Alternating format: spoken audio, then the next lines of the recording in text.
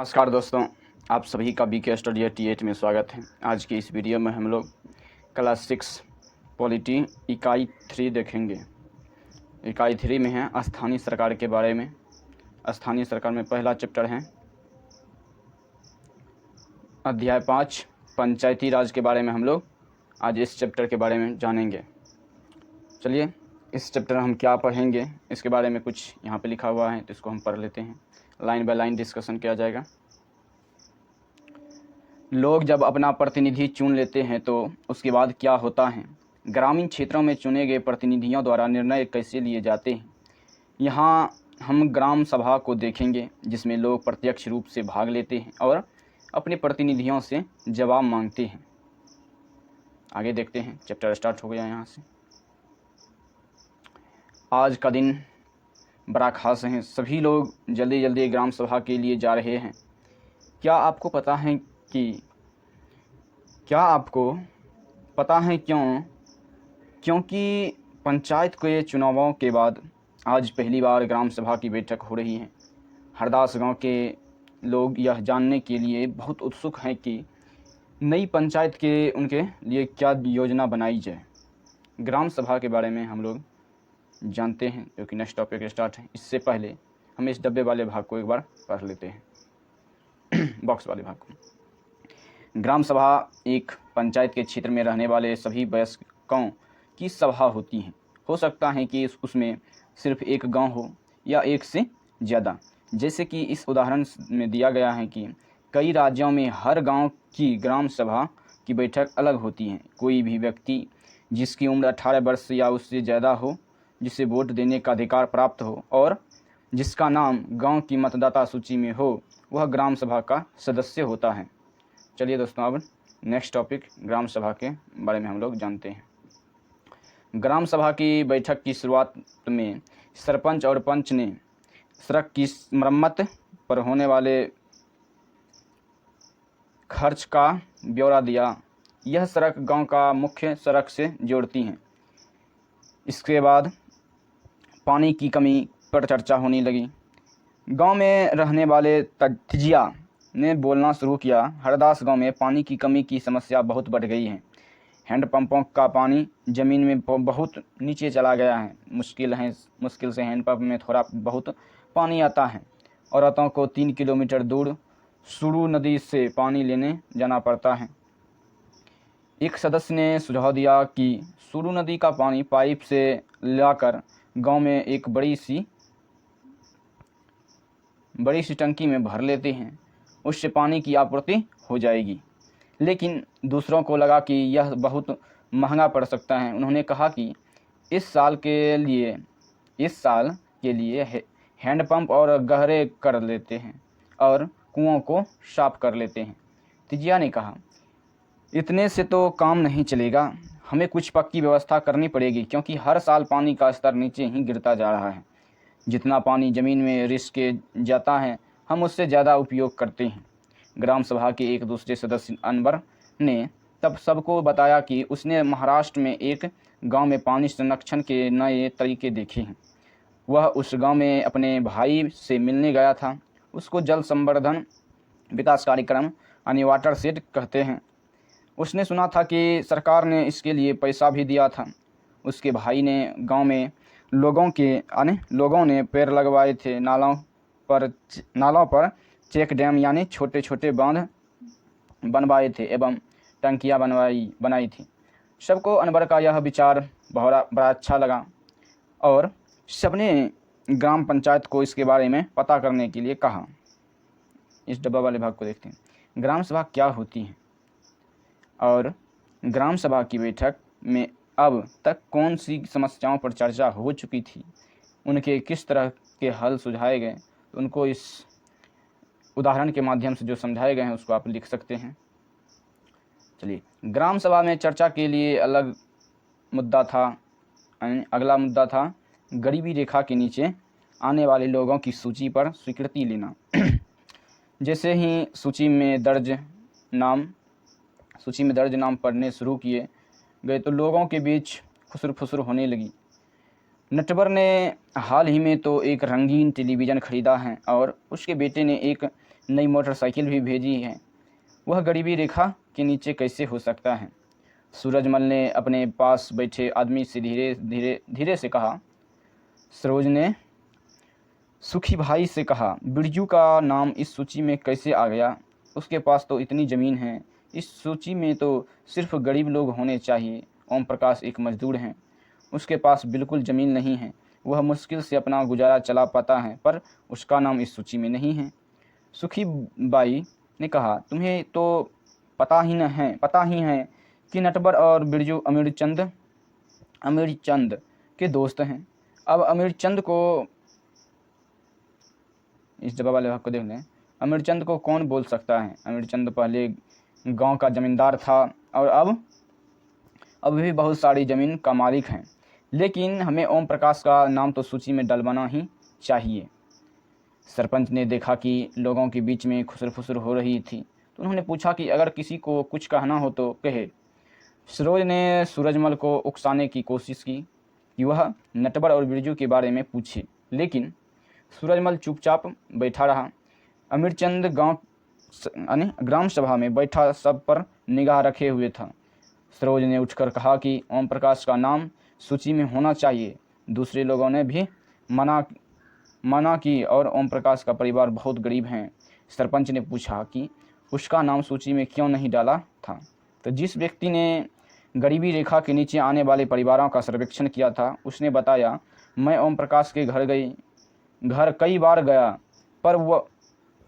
पर हर बार वहाँ ताला लगा हुआ था। वह शायद कहीं काम ढूंढने के लिए गया हुआ था। सरपंच ने कहा कि ओम प्रकाश की पारिवारिक आय देखी जाएगी और अगर वह सरकार द्वारा तय की गई राशि से कम है तो उसका नाम भी सूची में शामिल किया जाएगा। दोस्तों, नए टॉपिक स्टार्ट करने से पहले हम उस डब्बे वाले भाग को एक बार देख लेते हैं। ऊपर में जो है, ग्राम पंचायत पूरे गांव के हित में निष्पक्ष रूप से काम कर सके, इसमें ग्राम सभा की महत्वपूर्ण भूमिका है। ग्राम सभा की बैठक में ग्राम पंचायत अपनी योजनाएं लोगों के सामने रखती हैं। ग्राम सभा पंचायत को मनमाने ढंग से काम करने से रोक सकती हैं। साथ ही पैसों का दुरुपयोग एवं कोई गलत ना काम हो, इसकी निगरानी भी कर सकती हैं। इस तरह से ग्राम सभा चुने गए हुए प्रतिनिधियों पर नज़र रखने और लोगों के प्रति उन्हें जिम्मेदार एवं जवाबदेह बनाने में बहुत ही महत्वपूर्ण भूमिका निभाती हैं। चलिए नेक्स्ट टॉपिक स्टार्ट करते हैं। ग्राम पंचायत के बारे में हम लोग जानते हैं। ग्राम पंचायत क्या होता है? ग्राम पंचायत की नियमित रूप से बैठक होती हैं। उसका मुख्य काम उसके क्षेत्र में आने वाले गाँवों में विकास कार्यक्रम लागू करवाना होता है। जैसा कि आपने देखा, ग्राम सभा ही पंचायत के काम को स्वीकृति देती हैं, तभी पंचायत अपना काम कर पाती हैं। आगे देखते हैं, इस चित्र को देखते हैं। महाराष्ट्र के 2 पंच जिन्हें 2005 में अपनी पंचायत में उल्लेखनीय काम करने के लिए निर्मल ग्राम पुरस्कार से सम्मानित किया गया। निर्मल ग्राम पंचायत से सम्मानित किया गया। इस डब्बा वाले भाग को देख लेते हैं। ग्राम पंचायत के काम को देखते हैं। सड़कों, नालियों, स्कूलों, भवनों, पानी के स्रोतों और अन्य सार्वजनिक उपयोग के भवनों का निर्माण और रखरखाव, स्थानीय कर लगाना और इकट्ठा करना, गांव के लोगों को रोजगार देने संबंधी सरकारी योजनाएं लागू करना, यह ग्राम पंचायत का कार्य है। ग्राम पंचायत की आमदनी के स्रोत देखते हैं। घरों एवं बाजारों पर लगाए जाने वाले कर से मिलने वाली राशि, विभिन्न सरकारी विभागों द्वारा चलाई गई योजना की राशि जो जनपद एवं जिला पंचायत द्वारा आती हैं, समुदाय के काम के लिए मिलने वाले दान। आगे देखते हैं हम लोग। कुछ राज्यों में ग्राम सभाएं काम करवाने के लिए समितियां बनाती हैं। उदाहरण के लिए निर्माण समिति, मान लीजिए कि गांव में एक सामुदायिक केंद्र का भवन बनवाना है तो यह काम निर्माण समिति करेगी। इन समितियों में कुछ सदस्य ग्राम सभा के होते हैं और कुछ पंचायत के। ये दोनों मिलकर गांव के विकास के लिए काम करते हैं। चलिए देखते हैं हरदास ग्राम पंचायत ने क्या क्या काम किया। हरदास गांव की ग्राम सभा में पानी की समस्या को सुलझाने के लिए जो विकल्प दिए गए थे, क्या वे आपको याद हैं? जब हरदास ग्राम पंचायत की बैठक हुई तो कुछ पंचों ने इस मुद्दे को दोबारा उठाया। इस बैठक में सरपंच एवं पंच और सचिव उपस्थित थी। पंचायत के सदस्यों ने पहले एक कुआं साफ करने और 2 हैंडपंपों को गहरा करने के विकल्प पर सोच विचार किया ताकि गांव को पानी के बिना ना रहना पड़े। सरपंच ने सुझाव दिया कि चूंकि पंचायत के पास हैंडपंप की देखरेख के मद में कुछ पैसा है, जो उन्हीं पैसों को इस काम में लगाया जा सकता है। इस पर सभी सदस्य मान गए और सचिव ने उनके निर्णय को रजिस्टर में दर्ज कर लिया। उसके बाद सभी सदस्य मिलकर समस्या के अस्थायी हल पर विचार करने लगे। उनको पता था कि अगली बैठक में ग्राम सभा के सदस्य फिर से प्रश्न पूछेंगे। कुछ पंचों ने शंका जाहिर करते हुए पूछा कि क्या जल संरक्षण से पानी के स्तर में कोई विशेष फर्क पड़ेगा। इस पर बहुत चर्चा हुई। अंत में यह निर्णय हुआ कि ग्राम पंचायत खंड विकास अधिकारी से बात करके इस योजना पर अधिक जानकारी इकट्ठा करेगी। इस बॉक्स वाले भाग को देख लेते हैं। हरदास ग्राम पंचायत में क्या क्या निर्णय लिए गए, जो इस पैराग्राफ को पढ़ के आपको पता चल गया होगा। क्या आपको लगता है कि ये निर्णय लेने जरूरी थे, क्यों? ऊपर दिए गए विवरण में से एक प्रश्न बनाइए जो अगली ग्राम सभा की बैठक में लोग पंचायत से पूछ सकते हैं कोई भी प्रश्न। ऊपर वाले पैराग्राफ को पढ़ के आपको एक प्रश्न बनाना है। ये हैं जल संवर्धन विकास कार्यक्रम ने केवल 2 वर्षों में इस बंजर जमीन को हरे भरे मैदान में बदल दिया। पंचायत के 3 स्तर को हम लोग देखते हैं। नए टॉपिक है यहाँ से। हरदास गांव के ग्राम सभा और पंचायत के बारे में पढ़ने के बाद आपको समझ में आ गया होगा कि पंचायती राज व्यवस्था एक ऐसी प्रक्रिया है जिसके द्वारा लोग अपनी सरकार में भाग लेते हैं। ग्रामीण क्षेत्रों में ग्राम पंचायत लोकतांत्रिक सरकार का पहला स्तर है। ग्राम पंचायत ग्राम सभा के प्रति जवाबदेह होती हैं, क्योंकि ग्राम सभा के लोग ही उसको चुनते हैं। पंचायती राज व्यवस्था में लोगों की भागीदारी 2 और स्तरों पर होती है। ग्राम पंचायत के बाद दूसरा स्तर विकास खंड का होता है। इसे जनपद पंचायत या पंचायत समिति कहते हैं। इस पंचायत समिति में कई ग्राम पंचायतें होती हैं। पंचायत समिति के ऊपर जिला पंचायत या जिला परिषद होती हैं। यह तीसरा स्तर होता है। जिला परिषद एक जिले के स्तर पर विकास की योजनाएं बनाती हैं। पंचायत समिति की मदद से जिला परिषद सभी पंचायतों में आवंटित राशि के वितरण की व्यवस्था करती हैं। संविधान में दिए हुए निर्देशों के आधार पर देश के हर राज्य ने पंचायत से जुड़े कानून बनाए। इसीलिए पंचायत संबंधी कानून हर राज्य में कुछ अलग अलग हो सकते हैं। इसके पीछे मुख्य विचार यही है कि अपने गांव की व्यवस्था में लोगों की भागीदारी बढ़े और उन्हें अपनी आवाज़ उठाने के लिए ज़्यादा से ज़्यादा मौके मिले। इस बॉक्स वाले भाग को देख लेते हैं। अपनी अध्यापिका से निवेदन करें कि किसी चुने हुए प्रतिनिधि जैसे पंच, सरपंच, जनपद या जिला परिषद के सदस्य को कक्षा में आमंत्रित करके उनके काम और जिम्मेदारियों पर बातचीत करें। दोस्तों, यह चैप्टर समाप्त हो गया है। इसके सवाल को हम लोग अलग वीडियो में बना करके आपको प्रोवाइड कर देंगे। नेक्स्ट चैप्टर स्टार्ट करते हैं। नेक्स्ट चैप्टर है चैप्टर नंबर 6, गांव का प्रशासन कैसा होता है। इसके बारे में हम लोग जानेंगे। चलिए इस चैप्टर में हम क्या पढ़ेंगे इसके बारे में हम पहले जान लेते हैं। भारत में 6 लाख से अधिक गांव हैं। उनकी पानी, बिजली, सड़क आदि की ज़रूरतों को पूरा करना कोई आसान काम नहीं है।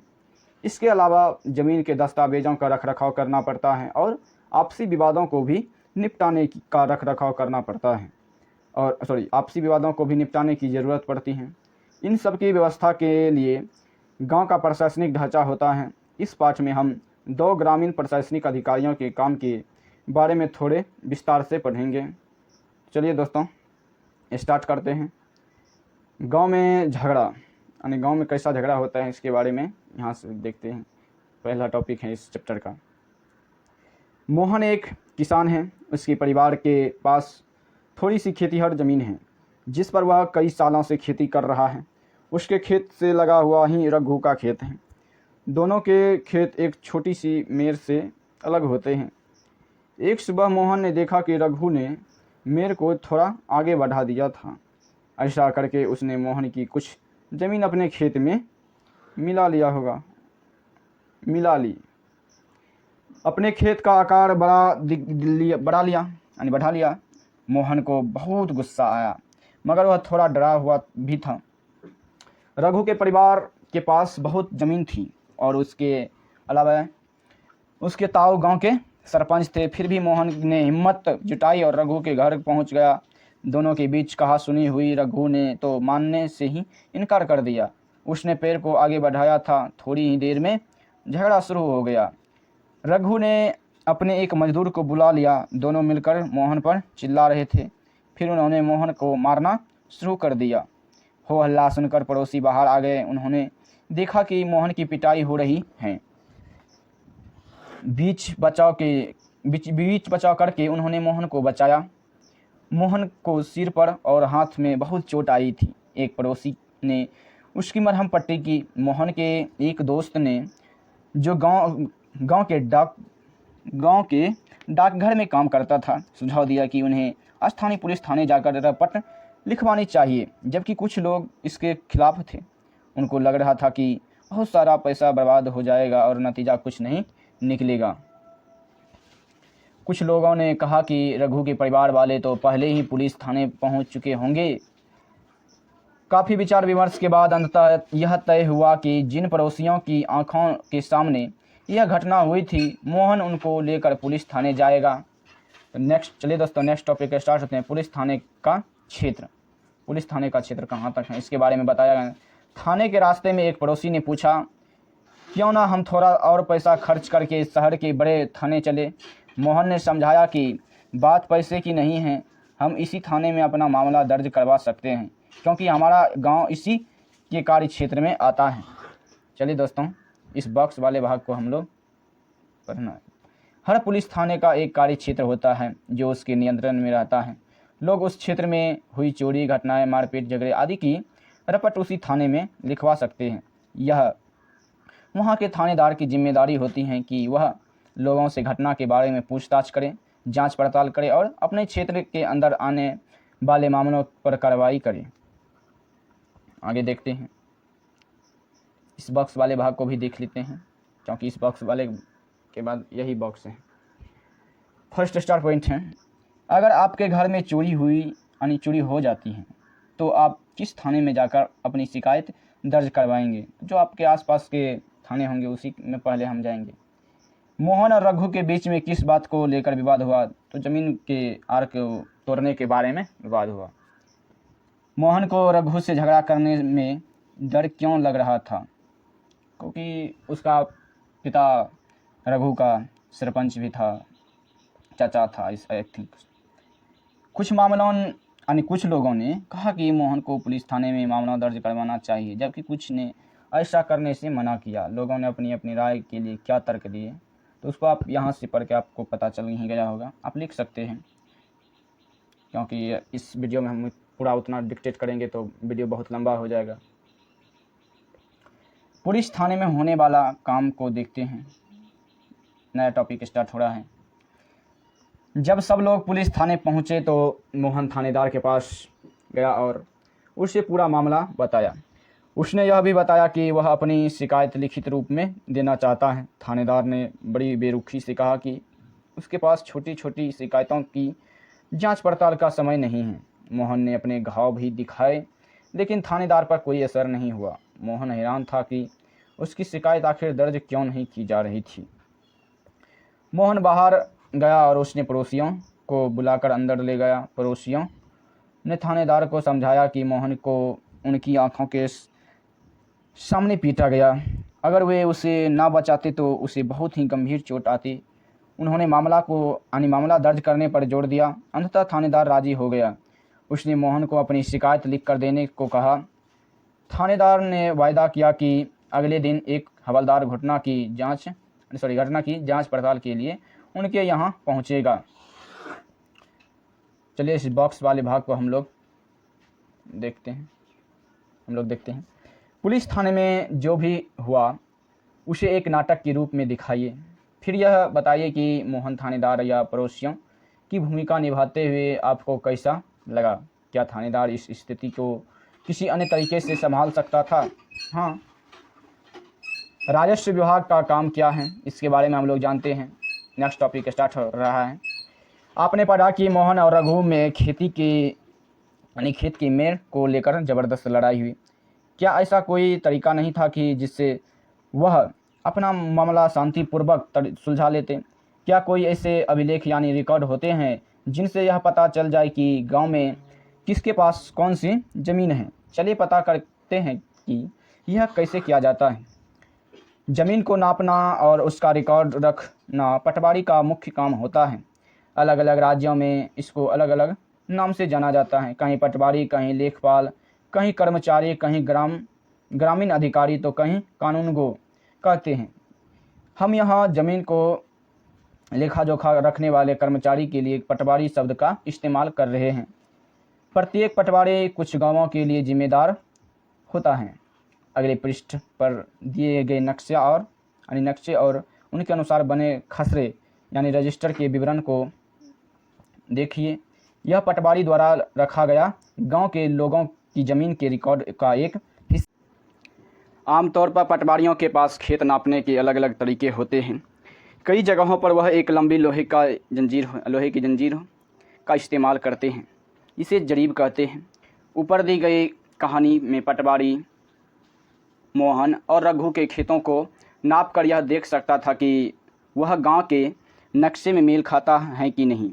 अगर वह नक्शे से मेल नहीं खाता है तो उसको पता चल जाता कि मेल खिसका कर खेत की सीमा बदली गई है। आगे देखते हैं। पटवारी किसानों से भूमि कर भी इकट्ठा करता है और सरकार को अपने क्षेत्र में उगने वाली फसलों के बारे में जानकारी देता है। यह काम वह अपने रिकॉर्ड के आधार पर,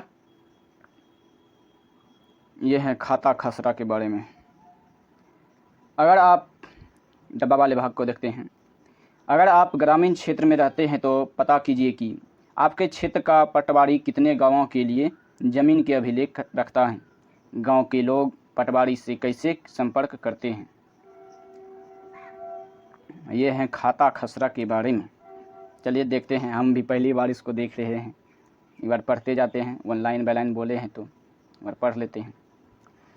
खसरा कहलाने वाले इस रिकॉर्ड में पटवारी ने नीचे दिए गए ज़मीन के नक्शे के मुताबिक सूचनाएं भरी हैं। इससे पता चलता है कि ज़मीन का कौन सा टुकड़ा किसके नाम है। इस रिकॉर्ड और नक्शों को देखिए तथा मोहन और रघु की ज़मीन से संबंधित सवालों का जवाब दीजिए। ये हो गया तो नंबर वाइज। ये हुआ क्षेत्र हेक्टेयर में, यानी ये 2 हेक्टेयर है, यही है। यस, ये 2 हेक्टेयर हो गया। ये 0.75 हेक्टेयर हो गया। चलिए, ज़मीन मालिक नाम, पिता, ज़मीन के मालिक का नाम, पिता पति का नाम और पता। यदि बटाई पर हैं तो दूसरे किसान का नाम और बटाई का हिस्सा। इस साल की यानी इस साल जोती गई ज़मीन। अच्छा, प्रति ज़मीन और सुविधाएँ यहाँ है। चलिए देखते हैं। पहला नंबर है 0.75। मोहन बल्द राजाराम गांव अमरपुरा ज़मीन का मालिक हैं। ठीक, यह बटाई पर नहीं है तो यहाँ पर दूसरे किसान का नाम नहीं आएगा। इस साल जोती गई ज़मीन तो फसल सोयाबीन लगाया जोत करके यहाँ पे। क्षेत्र 0.75 हेक्टेयर, अन्य फसल कुछ भी नहीं लगाया, सिर्फ सोयाबीन ही लगाया। प्रति खेती भी नहीं झरा पानी, पूरे खेत में सोयाबीन ही बोया। सुविधाएं तो यहाँ पे कुआं चालू हैं, कुआं वन चालू, चारागाह तो नीचे वाले भाग में है जी। ओवरऑल हैं, यस पूरे हैं ओवरऑल सभी के लिए। नंबर 2 में देखते हैं 3.00 हेक्टेयर। रघु राम बल्द रतन लाल, रघु राम बल्द रतन लाल गांव अमरपुरा ज़मीन का मालिक। यह भी बटाई पर नहीं दिया हुआ है। या फसल में गेहूँ बोया है। क्षेत्र 2.75 हेक्टेयर पर गेहूँ बोया है, ठीक। और 1.75 हेक्टेयर प्रति है इसका, सॉरी प्रति नहीं, अन्य फसल दूसरा फसल लगाया है 1.75 पर, और 0.25 जो कि प्रति भूमि इसका है। इसका रघुराम बल्द रतन लाल गांव अमरपुरा जमीन का मालिक इसका। और सुविधाएं तो ये ओवरऑल सभी के लिए हैं। नंबर 3 में है 6.00 हेक्टेयर मध्य प्रदेश सरकारी घास का मैदान है, ठीक। ये मध्य प्रदेश में सरकारी घास का मैदान है 6 हेक्टेयर। यह बटाई पर तो नहीं दे सकता है, तो नहीं होगा यहाँ पर गेहूँ भी नहीं बोया गया है, यानी सरकारी है तो इस पर क्या गेहूँ बोया गया, इस पर को तो प्रति ऐसे ही छोड़ दिया जाएगा। क्षेत्र यह भी नहीं है, अन्य फसल भी नहीं लगाएगा, प्रति भी नहीं है, कुआं चालू चारागाह है, एक तरह से है।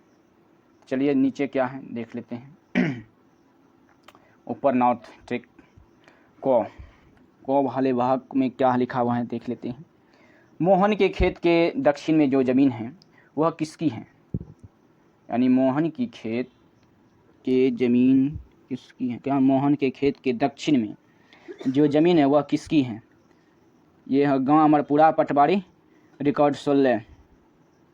ये हो गया चिन्ह, ये हो गया सीमा चारागाह, ये हो गया चारागाह जो कि मध्य प्रदेश 6 हेक्टेयर वाले ज़मीन में जो बोला गया था।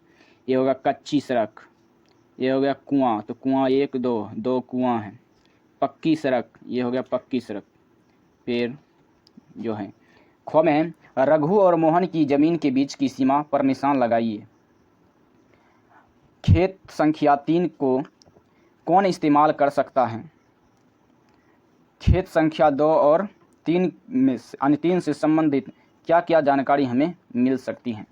2 और 3 ये होगा खाता खसरा। चलिए आगे देखते हैं।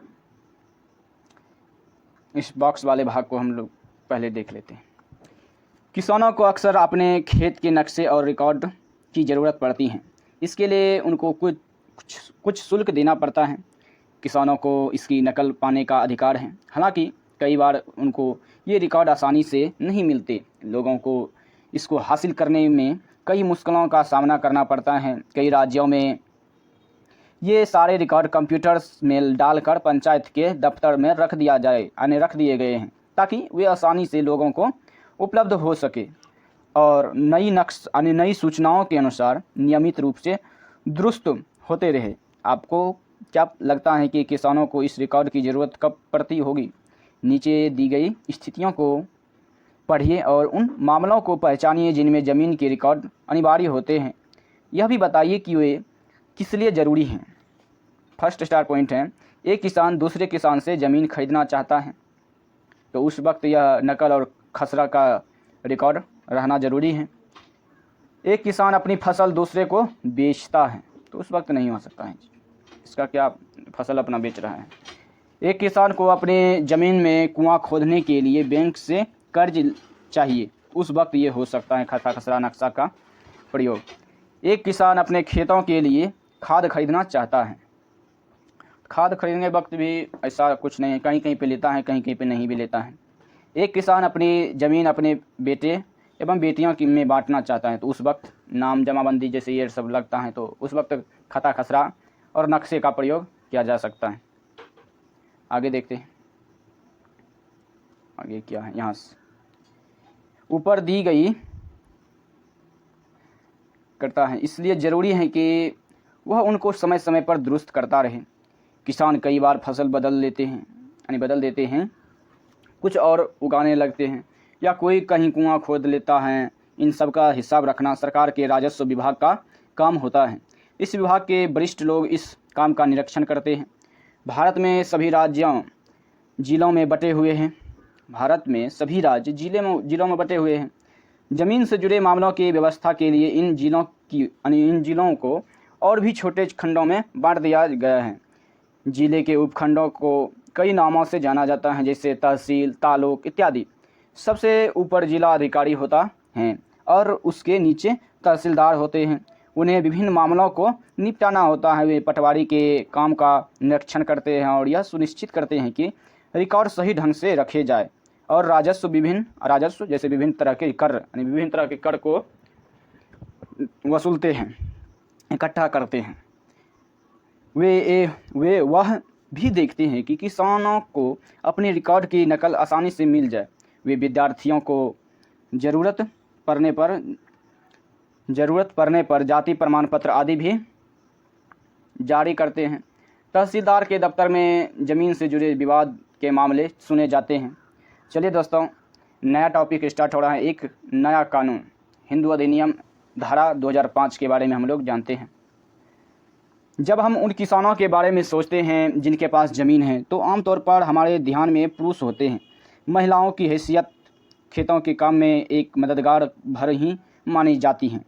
उनके बारे में ज़मीन के मालिक के रूप में कभी नहीं सोचा जाता। अभी तक कई राज्यों में हिंदू औरतों को परिवार की ज़मीन में हिस्सा नहीं मिलता था। पिता की मृत्यु के बाद ज़मीन बेटों में बांट दी जाती थी। हाल ही में यह कानून बदला गया। नए कानून के मुताबिक हिंदू परिवारों में बेटों बेटियों और उनकी माँ को ज़मीन में बराबर हिस्सा मिलता है। यह कानून सभी राज्यों और केंद्र शासित प्रदेशों में भी लागू होगा। इस कानून से बड़ी संख्या में औरतों को फ़ायदा होगा। उदाहरण के लिए, सुधा एक खेतीहर परिवार की सबसे बड़ी बेटी हैं। वह शादीशुदा हैं और पास के गांव में रहती हैं। अपने पिता की मृत्यु के बाद सुधा अक्सर खेती के काम में मां का हाथ बटाने आती हैं। उसकी मां ने पटवारी से कहा कि ज़मीन पर अब बेटे के साथ साथ उसका और दोनों बेटियों का नाम भी रिकॉर्ड में आ जाए।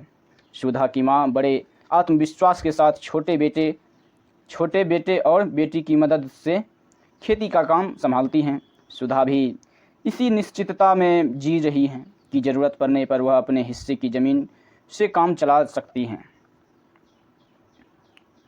आगे देखते हैं, इस बॉक्स वाले भाग में कोई बार देख लेते हैं।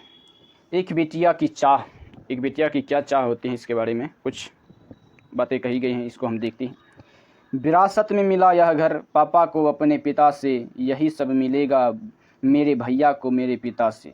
क्या बात है। विरासत में मिला यह घर पापा को अपने पिता से, यही घर मिलेगा मेरे भैया को मेरे पिता से। पर मैं और मेरी माँ हमारा क्या बता दिया गया है मुझे पिता घर में हिस्से की बात औरतें नहीं क्या करती। लेकिन मुझे चाहिए एक घर अपना, बिल्कुल मेरा अपना, नहीं चाहिए दहेज में रेशम और सोना। क्या बात है। स्रोत reflection on my family, Anjali Monteiro, TISS, Mumbai. बहुत ही अच्छा कविता है ये। चलिए इस बॉक्स वाले भाग को देख लेते हैं। अन्य सार्वजनिक सेवाएं एक सर्वेक्षण के तौर पर देखते हैं। इस पाठ में हमने सरकार के कुछ प्रशासनिक कार्यों के बारे में पढ़ा, खासकर ग्रामीण क्षेत्र के संदर्भ में। पहला उदाहरण कानून व्यवस्था बनाए रखने के बारे में था और दूसरा ज़मीन के अभिलेखों की व्यवस्था के बारे में। पहले मामले में हमने पुलिस की भूमिका का परीक्षण किया और दूसरे में पटवारी की भूमिका का। इनके काम का विभाग के अन्य लोगों द्वारा निरीक्षण किया जाता है, जैसे पुलिस अधीक्षक या तहसीलदार। हमने यह भी देखा कि लोग कैसे इन सुविधाओं का इस्तेमाल करते हैं और उन्हें किस तरह की समस्याएं आती हैं। इन सेवाओं का उपयोग कानूनों के अनुसार होना चाहिए। आपने संभवतः सरकार के अन्य विभागों द्वारा दी जा रही सार्वजनिक सेवाओं को देखा होगा। नेक्स्ट पैराग्राफ है, अपने गांव या क्षेत्र के लिए दी जा रही सार्वजनिक सेवाओं की एक सूची बनाइए, जैसे दुग्ध उत्पादक समिति, राशन की दुकान, बैंक पुलिस थाना, बीज खाद के लिए कृषक समिति, डाक बंगला, आंगनबाड़ी, बालगाड़ी, सरकारी स्कूल, प्राथमिक स्वास्थ्य केंद्र, अस्पताल इत्यादि की सूची बना सकते हैं। 3 सार्वजनिक सेवाओं पर जानकारी इकट्ठी कीजिए और अपनी अध्यापिका के साथ चर्चा कीजिए कि इनकी कार्य प्रणाली में कैसे सुधार किया जा सकता है। आपके लिए एक उदाहरण आगे दिया जा रहा है। चलिए आगे देखते हैं। ये हो गया उदाहरण के तौर पर, इसको देखते हैं। सार्वजनिक सभा यानी राशन की दुकान, उनके काम के बारे में क्या देखा। तो यह दुकान खुली हुई थी। 3 लोग आए, उनके पास पीले रंग के कार्ड थे। सबने चावल चीनी खरीदी, मिट्टी का तेल नहीं मिला। अब नियंत्रण में आने वाले क्षेत्र में यहाँ 2 गाँव के बारे में जो है ना यहाँ पर बताया जाए। इस सुविधा का लाभ उठाने के लिए उनको क्या करने की ज़रूरत है? तो उनको राशन कार्ड की ज़रूरत है। यह तहसील के दफ्तर में बनाया जाता है। आगे देखते हैं। जो यह सब प्रदान करते हैं उनकी समस्याएं। तो मिट्टी के तेल की आपूर्ति पूरी नहीं है। चावल बड़ा ख़राब आता है। मिट्टी का तेल तो कभी मिलता ही नहीं। ये तो समस्याएं हैं जी। क्या सुधार किए जा सकते हैं? अच्छा चावल आए, मिट्टी का तेल मिले, राशन की दुकान रोज़ खुले। सही बात है। जब भी उस गाँव में रहने वाले किसान भाइयों को ज़रूरत मिले, टाइम मिले, उस वक्त अपना जा कर के ले सकते हैं। दोस्तों, यह चैप्टर समाप्त यहाँ पे होता है। इस अभ्यास वाले प्रश्न के लिए अलग से एक वीडियो बना दिया जाएगा। दोस्तों, अगर आप चैनल पर पहली बार आए हैं तो आप चैनल को सब्सक्राइब करें